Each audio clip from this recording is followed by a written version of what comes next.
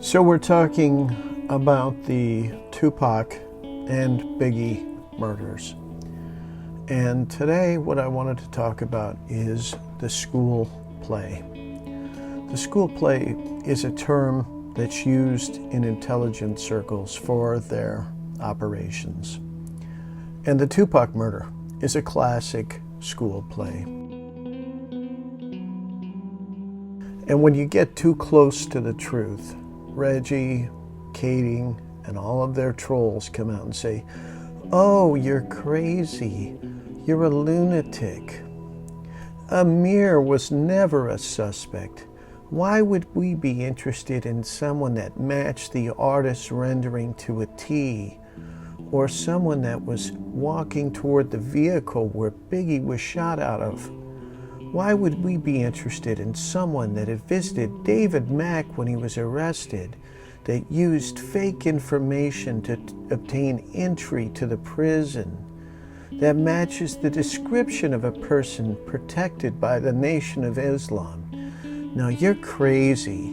They even say this to eyewitnesses, and they said it to Eugene Deal. They said it to Russell Poole many times. His last interview with Jeff Weiss, he said that Sharitha and Reginald Wright Jr. were the plotters of Suge and Tupac's shooting. "That is just crazy," said Reginald and Katie. "Crazy that an estranged wife, her boyfriend, and a business associate would plot to kill the head of a company. Just crazy." They offer up the theory instead that it was a stranger that plotted the attempted murder. In spite of the fact that 73% of all homicides are committed by persons known to the victim, and they say that we're the crazy ones. So another thing that they said that I was crazy about was the bond in the Reggie Sr. case. This is the case out of Tennessee. And when we look at the document,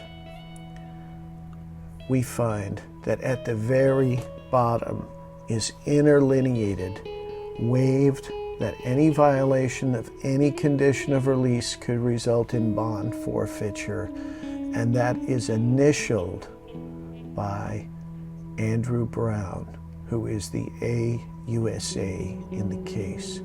Now, the purpose of a bond is to make sure that there's money put up, and that if you violate the terms of your release, that money gets forfeited. And so interlineating this at the bottom is a big red flag that this case was going to receive preferential treatment. And 20 months ago, I came out with a video talking about how Reginald Sr. and Reginald Jr. were going to get preferential treatment. And I start calling them now Reginald, because that's not cool. Reggie's kind of a cool name. They don't deserve the name Reggie. They are Reginald Wright Jr. and Sr. And in this case, I came out and said that they were getting preferential treatment. And I had people attacking me saying, "You're crazy. They're not going to get preferential treatment in this case." So let's look at the special treatment that they've received. Reginald Jr. has been out almost a year waiting for his sentencing. Now, is that normal behavior? No. Usually, when somebody is sentenced, or when somebody takes a plea, they get sentenced immediately and they go off to prison and they get their treatment immediately. So he's still out waiting for his sentencing, and that's very special treatment. Senior was allowed to travel to Mexico. That's also very special treatment.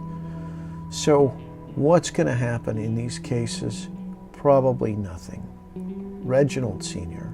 has already pleaded out to a fine, and that's a slap on the wrist. Reginald Jr.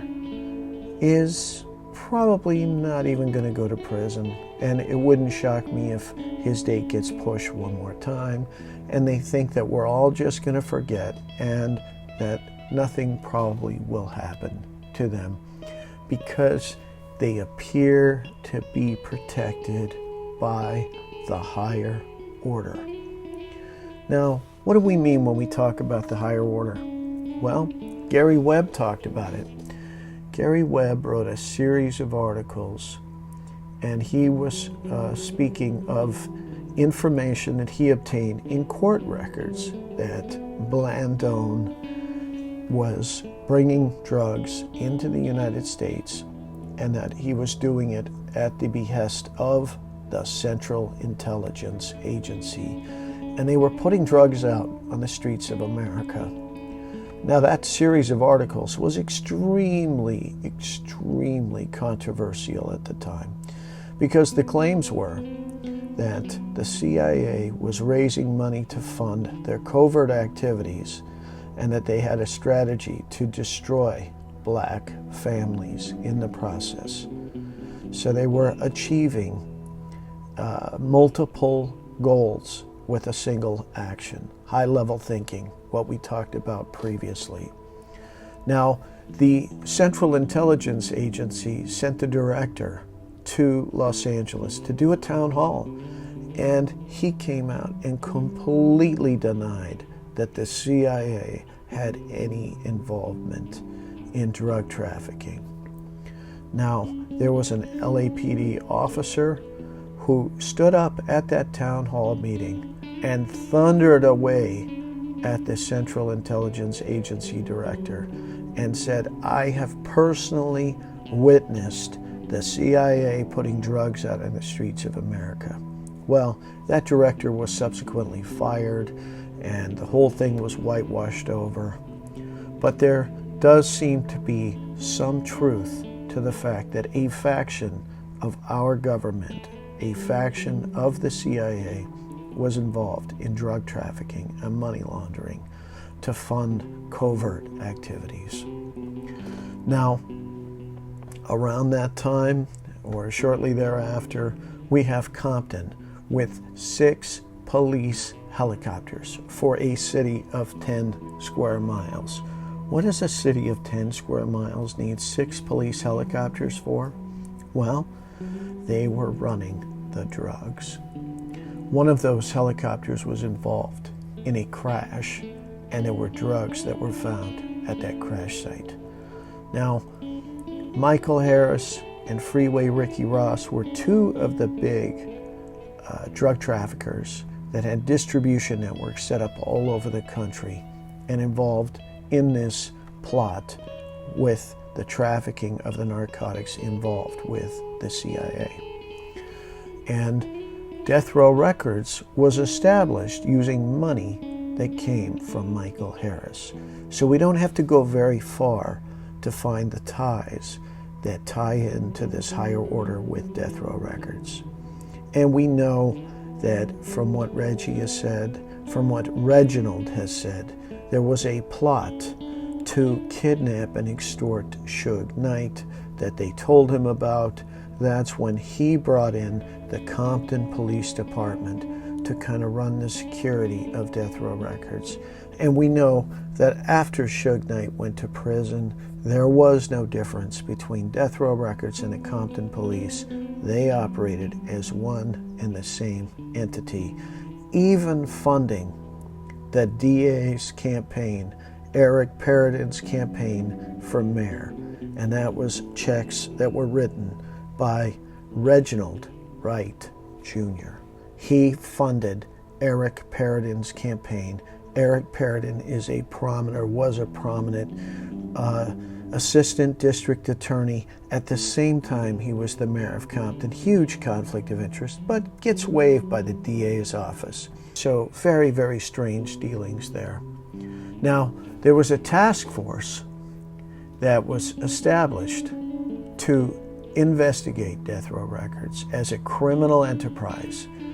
And what became of that task force? Well, they found lots of evidence of drug trafficking that was going on, but they never made any arrests. Why? Because the people that were perpetrating these crimes were given preferential treatment by the higher order. So we also know that 96 kilos of cocaine went missing from the evidence locker at Compton PD. And there were guns that were missing there too.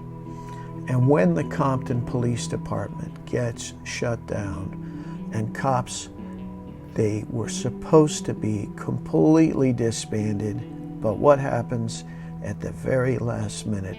All of those police officers are moved over into the sheriffs.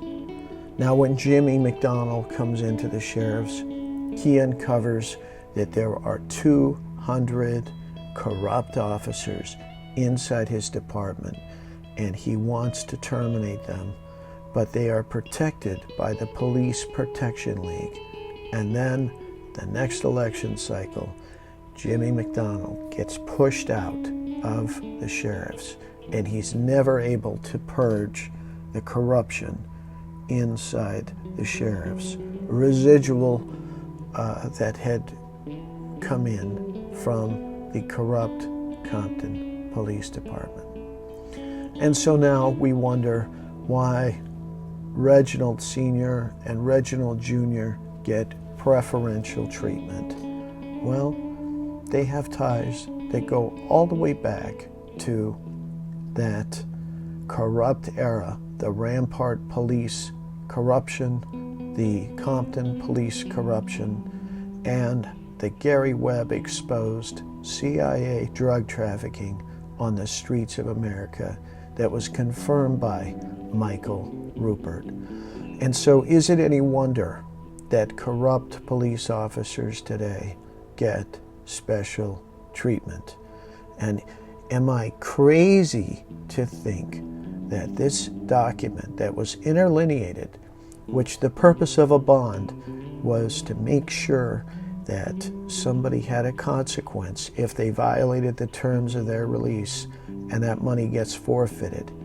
So in effect, there was no bond. It was guaranteed by the assistant U.S. attorney, and his name was Andrew Brown, the assistant U.S. attorney for the District of Tennessee.